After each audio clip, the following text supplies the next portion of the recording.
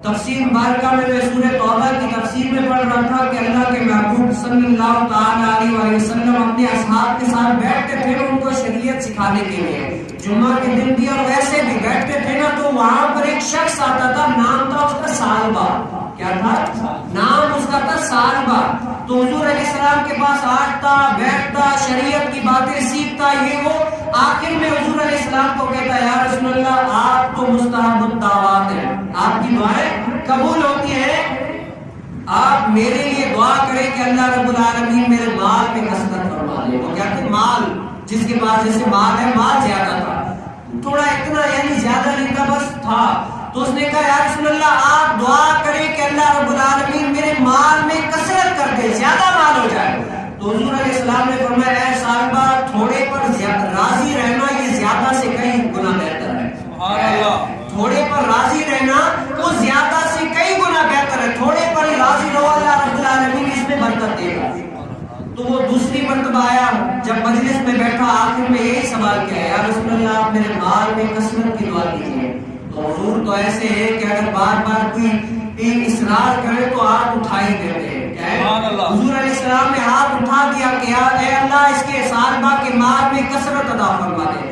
جو ہی اس لب سے یہ دعا نکلنی تھی کہ اتنا مال آیا، اتنا مال آیا، اتنا مال آیا، اتنا مال آیا سالبہ کے پاس کہ اس کے پاس رکھنے کی جگہ نہیں تھی۔ کیا تھی؟ رکھنے کی بھی جگہ نہیں تھی، اتنا مال آ گیا۔ پھر وہ سالبہ کیا ہوا، جنگلوں کی طرف اپنا مال لے کر نکل گیا۔ جب مال کی کثرت ہوئی نا پھر کیا ہوا پتہ ہے، وہ جو جمعے والے دن آتی تھے نا حضور علیہ السلام کی مجلس میں سیکھنے کے لیے، وہ بھی غائب، اس حاضری سے بھی غائب ہو گئے حاضر۔ اور جو دنوں میں کچھ دن ایسے تھے کہ حضور علیہ السلام کے پاس بیٹھ کر جمعے کے علاوہ جو دین شریعت سیکھتے تھے وہ آتے تھے، اس دن بھی وہ غائب۔ مانا کیا ہوا، یعنی پورا دن حضور علیہ السلام کی صحبت سے دین شریعت کی باتوں سے غائب ہو گیا، وہ اپنے مال میں ہی لگا رہا، ایسا مال میں لگا رہا۔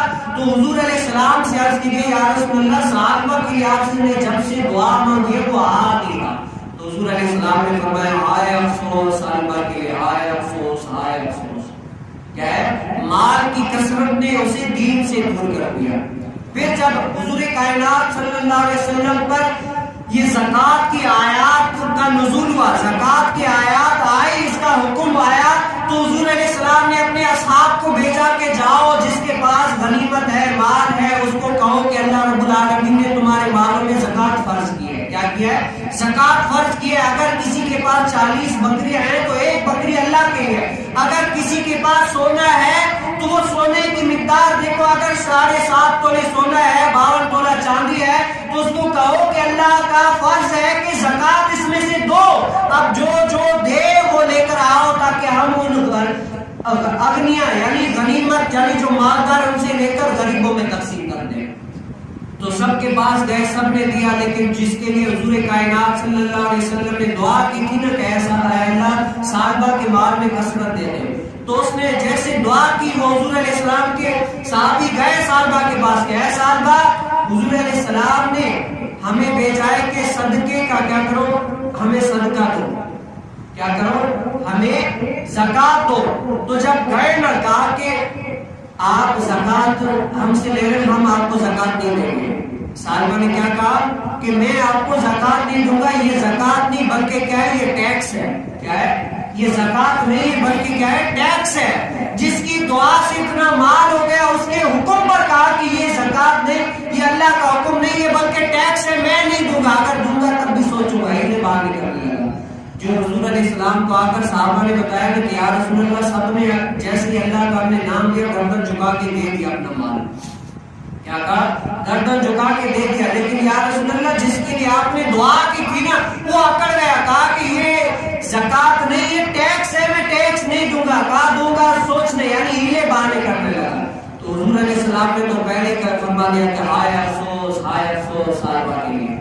پھر جب اس کو اپنی ذلت کی یہ رسوائی ہونے لگی نا تو حضور علیہ السلام کے پاس مال لے کر آیا، یا رسول اللہ میں مجھ سے غلطی ہو گئی ہے، مال لے لیجیے۔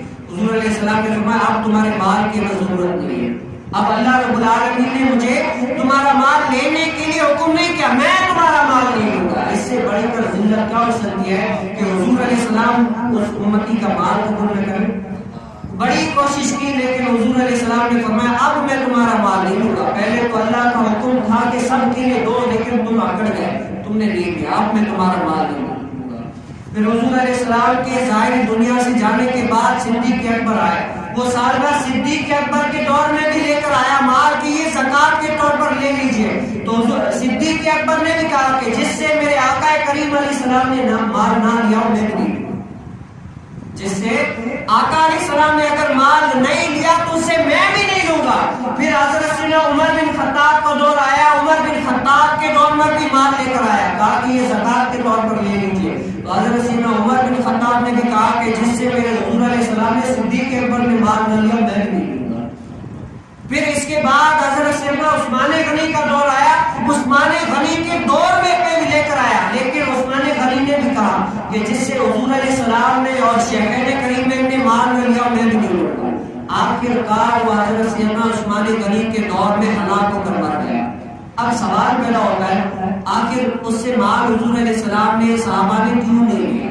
وجہ اس کو غلطی کا احساس تو ہو گیا تھا. علماء نے اس جگہ پر تفسیر میں لکھا ہے کہ اس کو غلطی کا احساس نہیں ہوا, بلکہ کیا ہے وہ اپنی ذلت سے بچنے کے لیے مال دے رہا تھا. سچی توبہ نہیں کی تھی. کیا کیا؟ سچی توبہ کر کے وہ اپنا مال واپس نہیں کر رہا تھا. کیا کر رہا تھا؟